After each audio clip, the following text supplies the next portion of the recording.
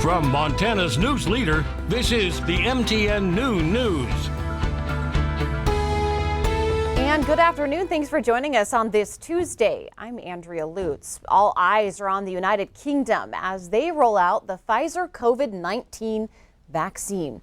The widely tested and independently reviewed vaccine kickstarts a global immunization program, many saying it will only gain momentum as more serums are approved.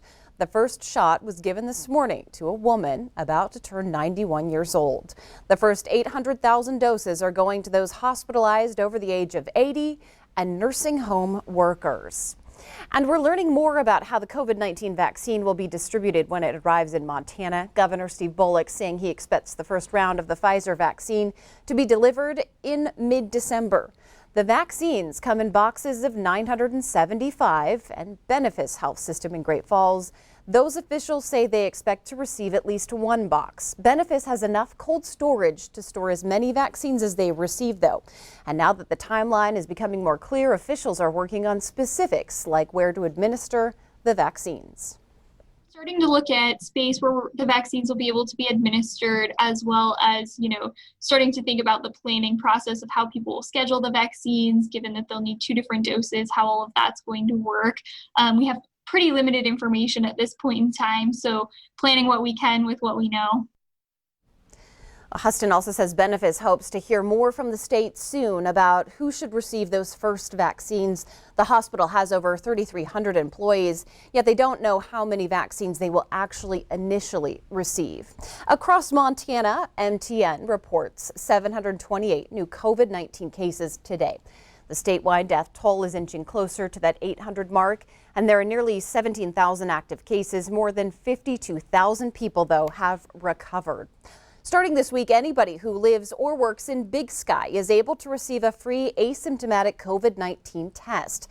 MTN's Gabby Crevitt tells us more about the Big Sky Relief Testing Program.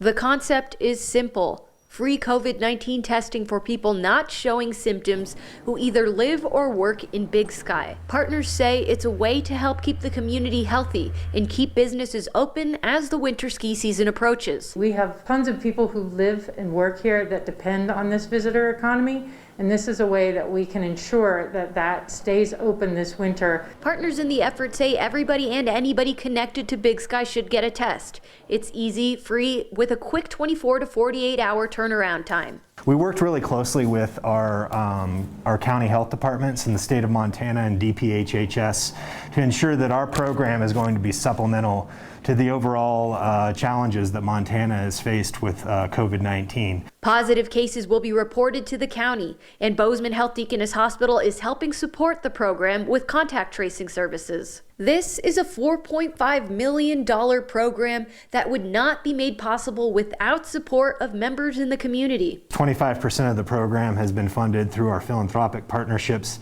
here with the foundations.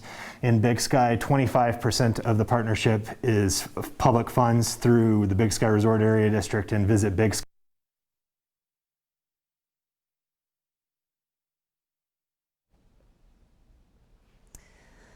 All right. Well, we want to let you know that 1,000 tests were made available for this week, and we're told that also you can grab one of those because they are available at the Big Sky Chamber of Commerce starting tomorrow between 8 a.m. and 3 p.m.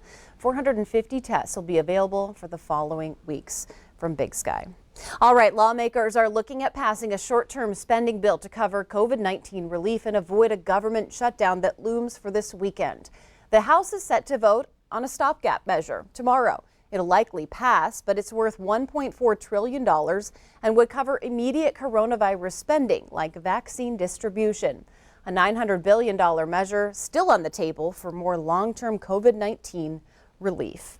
Taking a break from all of that news, of course, we want to check in on the weather because things are going to change, aren't they? They are. They're starting to change already, Andrea. As we take a look towards the Pacific Northwest, the showers coming in around the Seattle area, continuing to create some winds down the east slopes of the Rockies, and that's been creating some hazards of its own. Now, it's starting to pull some of that stagnant air out of western Montana where we've had those inversions set up. But check out the wind gusts here from Great Falls down towards Livingston. They've actually backed off off a little since the morning hours where we saw a lot of winds hitting over 50 miles per hour, but it's driving the humidity down into the teens in many locations through central Montana and northern Wyoming, and that means increased fire risk over the next few days. Here we are in December, still talking about fire day after day, but that will change. Forecast details are coming up here in a few minutes, so stick around for that.